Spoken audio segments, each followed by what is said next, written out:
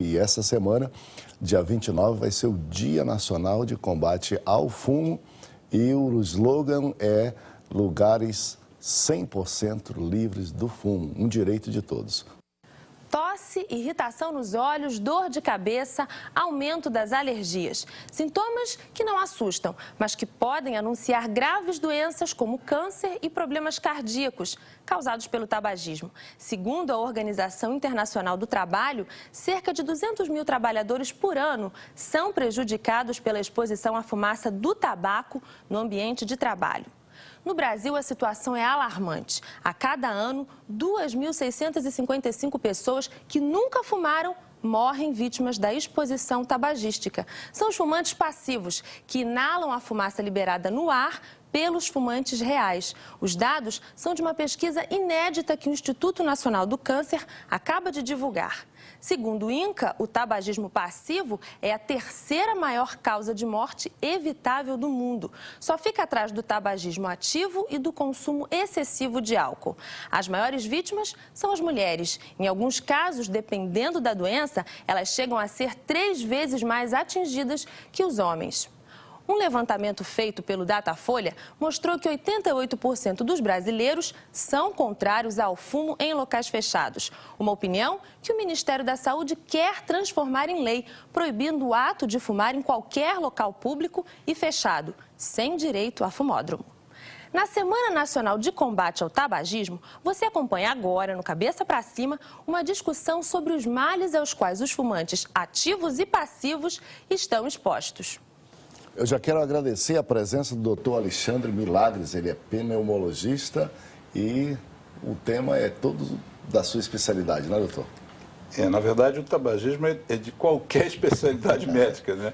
Mas, efetivamente, a pneumologia é bastante afetada pelos efeitos maléficos da fumaça. Obrigado por sua presença. Eu que agradeço. Para a gente ajudar aí essa população brasileira a refletir.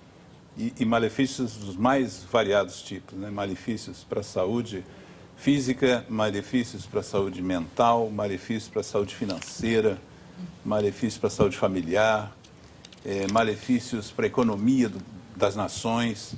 Em 2004, por exemplo... O senhor não é um monge, não, né? O senhor não. O senhor não é religioso, o senhor é um profissional. Eu quero que você entenda que nosso debate é um debate profissional. Isso. Por exemplo, em 2004, a Organização Mundial de Saúde fez a campanha do dia 31 de maio, focando na questão do tabaco e da pobreza, né? Existem diversas relações entre o tabagismo e a pobreza, não só das pessoas, como das nações. Então, eu não vejo, sinceramente, nenhum benefício em fumar. Só existem benefícios para pessoas que investem em ações da indústria do tabaco e para os próprios dirigentes da indústria do tabaco. Existe também um outro grupo que é beneficiado pelo tabagismo, que são os que fazem anúncios, são os que, de uma certa forma, defendem a indústria, né? O pessoal, corpo jurídico que apoia as indústrias, esses também são beneficiados. E disse muito assim que os governos são beneficiados por causa dos impostos que são pagos pela indústria. Mas mesmo isso é uma falácia, porque se sabe que para cada dólar, para cada real que você arrecade com o movimento do tabagismo, você perde $1,50. E tem estudos que já estão falando em perdas de $5 para cada real que se arrecada.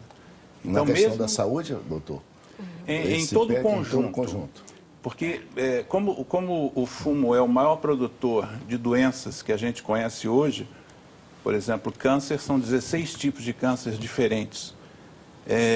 Ele gera muitas questões que são, por exemplo, previdenciárias, ele gera aposentadorias precoces, ele gera pagamento de doenças, ele gera pensões, às vezes indivíduos que falecem aos 40 anos de idade em plena força de trabalho e a pensionista vai receber aquela pensão por 40 anos sem que o cônjuge dela continue produzindo para o país, né? Então, a medicina mudou muito. Quando esses cálculos eram feitos, que $1 arrecadado levava $1,50, a medicina tinha um custo. O custo da medicina aumentou muito. Hoje em dia, para a gente investigar um nódulo pulmonar, a gente faz determinados exames a um custo altíssimo, de ressonância magnética, de tomografia, de exames endoscópicos, laboratoriais, o custo da recuperação. Que então essa história de que os impostos ajudam a desenvolver a comunidade está uma falácia, pelo que o senhor está dizendo aqui. Isso. Interessante, né? Essa colocação aí, muito realista. Você apoiaria uma lei que proibisse terminantemente o fumo em qualquer lugar fechado? Esse aperfeiçoamento dessa lei, porque mesmo nos lugares de uso coletivo fechado, existe aquilo que chama lá o fumódromo, um lado do restaurante, um lado para cá, e a ciência está provando que não há como fazer essa separação, criar essa parede de modo que o cigarro ele não é democrático, ele invade todo mundo, desrespeita todo mundo. Mas a questão é interessante, nós estamos pedindo a sua opinião, se você concorda que a lei federal proíba terminantemente o uso do fumo em lugares fechados de uso coletivo.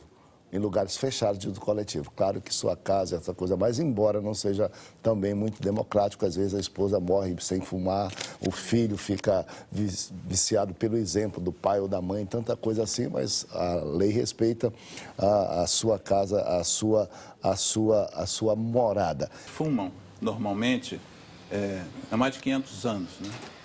E existe a tradição de que era uma coisa assim, quem reclamava do fumante, na verdade, era o chato, né? Era o indivíduo inconveniente.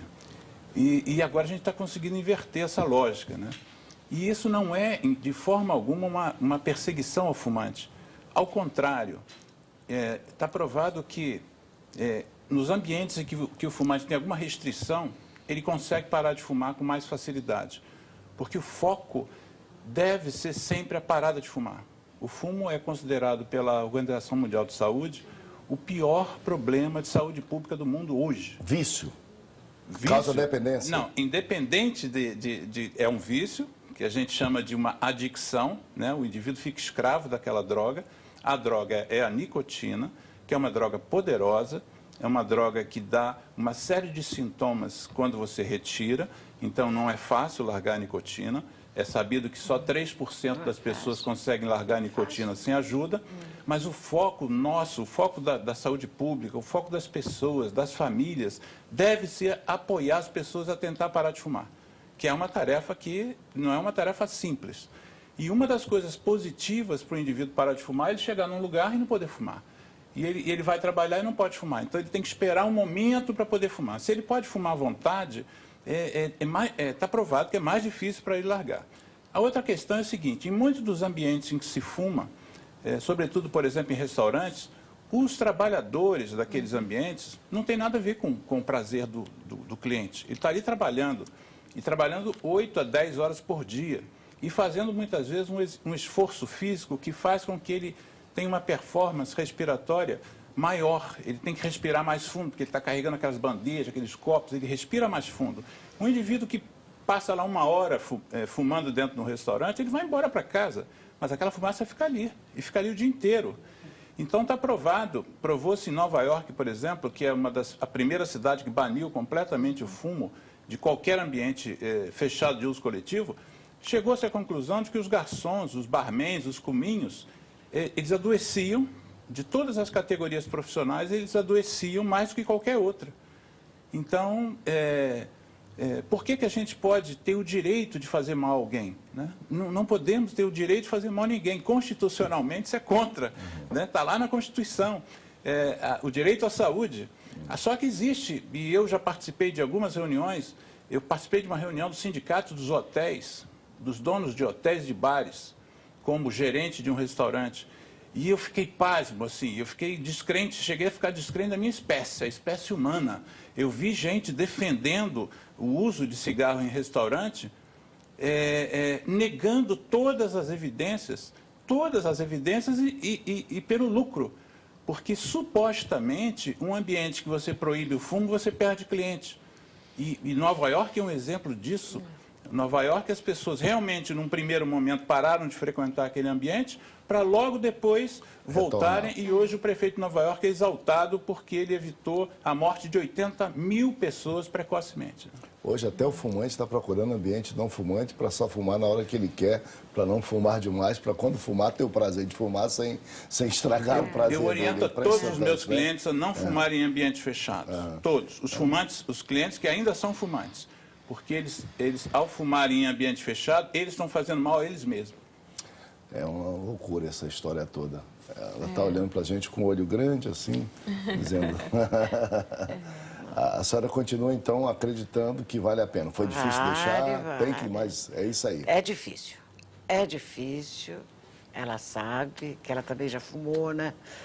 É difícil. Você tem que trabalhar muito a sua cabeça. Você fica muito nervosa. Tem aqueles picos que dá, né? Que você sabe. Mas você bebe água, você chupa gelo, você come e vai empurrando. E é só um período, É né? só um período. Aí vem as compensações. O seu batimento cardíaco melhora, né? Você consegue caminhar, como eu fiz domingo. Fiz uma caminhada de quase 10 quilômetros. E a gente só tem a ganhar. Mas que é difícil, é. É difícil. Trabalho com turma de tabagista. É difícil. Será que os efeitos, os malefícios não são imediatos, assim, eles são graduais? Quais são os sintomas imediatos? Por que é paulatino? A pessoa pensa que não está fazendo mal para si mesmo? Porque geralmente o que acontece? As pessoas começam a fumar, na maioria, geralmente na adolescência e na juventude, né? Quando elas começam a fumar. Muitas vezes o fumante, ele ainda não sente nenhum sintomas de algum prejuízo que o cigarro possa estar causando. Nós estávamos conversando, ela mesma achava que não tinha tanto problema. E quando ela parou, ela descobriu o quanto melhorou o paladar, a sua vida, o paladar, o olfato, tanto que eu a respiração. Já engordei quase 8 quilos. Então, existe agora, quando os efeitos à saúde, tanto do fumante e até a exposição do fumante passivo, existem efeitos que são imediatos, tem uns que são a médio prazo e são outros que são a longo prazo. Para ter uma noção do malefício do cigarro, o prejuízo que ele pode causar ao organismo é tão grande, ele causa alterações tão importantes nas células, né, na parte do DNA, que o risco de um fumante, quando ele para de fumar, para ele ter um câncer de pulmão, ele só vai ser igual de quem nunca fumou depois de 20 anos. Então, até 20 anos depois da pessoa ter parado de fumar, ela ainda pode ter uma doença causada pelo tabagismo, porque é uma droga que tem um efeito muito forte. Ela até citou uma coisa bastante interessante, tinha que fazer um cigarro que não causasse tanto mal. A indústria tentou, mas não existe como, porque a nicotina é a droga que a indústria quer vender, é o que prende a pessoa... O único remédio é a abstenção mesmo, é deixar de fumar. Não existe, é deixar de fumar e entender também uma coisa que é bastante importante. Uma vez que a pessoa começou a fumar regularmente, não existe nível seguro de fumo, né? Não adianta se você fuma 3 cigarros por dia, ou só fuma só nos finais de semana, ou se você fuma muitos cigarros, não tem nenhum nível de uso do tabaco que não vai causar mal. E é interessante saber que uma vez que você instalou essa dependência física no seu organismo, essa dependência é para o resto da sua vida. Então, quando você para de fumar, que é o que conseguiu a Lourdes, tem que estar sempre alerta, porque essa dependência à nicotina, ela vai continuar até o resto da vida. Nós vamos ter que fazer outro intervalo, não é? E vai ser bom a gente fazer esse intervalo aí para você ter tempo de ir aí ao seu telefone, ao seu SMS, mandar para a gente um torpedo. Já vai ser o último segmento do nosso programa. E tudo quanto nós queremos é que a dúvida que você tem, a interrogação que você tem, seja realmente respondida, porque me parece que a melhor arma contra isso tudo é a boa informação. E é isso que nós estamos querendo aqui, com todos esses nossos convidados, doutor Alexandre Milagres, que se pudesse fazer milagres, faria, fazendo que todo brasileiro não fumasse, né, doutor? Hoje, na data, doutor Valéria e também Maria de Lourdes. Vamos ao intervalo, voltamos.